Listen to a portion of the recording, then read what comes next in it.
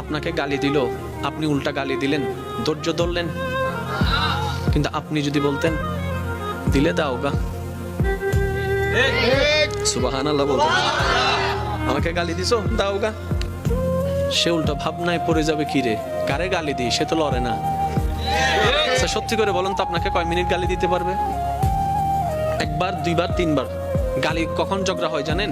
একটা দিয়েছে দুইটা দিলেন, দুইটা শুনে তিনটা দিয়েছে চারটা দিলেন, এইভাবে কিন্তু বাড়তে থাকে। এবার সে আপনাকে একটা দিল, আপনি হাসলেন, সে দ্বিতীয়বার দিল, আপনি হাসলেন, সে তৃতীয়বার দিল, আপনি হাসলেন, শেষ পর্যন্ত সে নিজে লজ্জা পেয়ে ওখান থেকে চলে যাবে। চতুর্থ গালি আপনাকে দিতে পারবে না, সে যদি আকলওয়ালা হয়।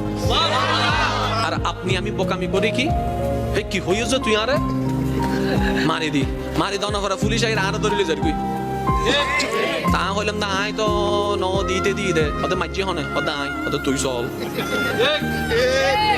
আমি কি বুঝাতে পারছি কথা? আফটার অল আমরা নিজেরাই নিজেদের ক্ষতি করছি।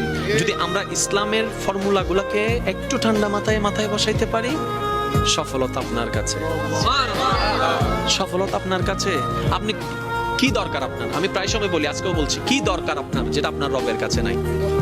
এমন একটা জিনিস দেখান আপনার দরকার যেটা আপনার রবের কাছে নাই, আপনার রব দিতে পারে না। আপনি বলবেন যে না, এমন কোন আমার চাওয়া নাই যেটা আমার রব পূরণ করতে পারবে না, আমার সমস্ত চাওয়া আমার রব পূরণ করতে পারে। তাহলে এবার এই কথাটা শুনে নেন, যেহেতু আপনার চাওয়া সব রবে পূরণ করতে পারে, আপনি রবের হয়ে যান না, রবের হয়ে যান না, রবের হয়ে যান না। কোরআনের ভাষায় বলতে গেলে সিবগতাল্লাহ, আল্লাহর রঙে রঙিন হয়ে যান, আল্লাহর রঙে সেজে যান, আপনার কিছু কমতি হবে না। আপনি যদি পাহাড়ের গুহায় বন্দী হয়ে যান, জগৎ বলবে আমরা কেউ চিনি না তাকে, জগৎ বলবে খুঁজে পাচ্ছি না তাকে, আপনি বলবেন কাউকে পাচ্ছি না, রবে বলবে বান্দারে চিন্তা করিস না, লা তাখাফ, ভয় করিস না, ইন্নাল্লাহা মানা।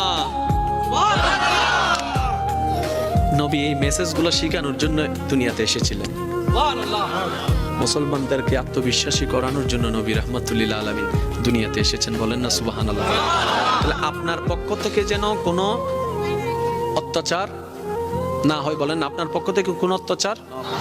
কেউ যদি আপনার ভাই কিংবা বোন যদি জায়গা পেয়ে থাকে, সম্পদ পেয়ে থাকে, দিয়ে দেন, কারণ 1 ইঞ্চি জায়গা দিয়ে কিচ্ছু হবে না।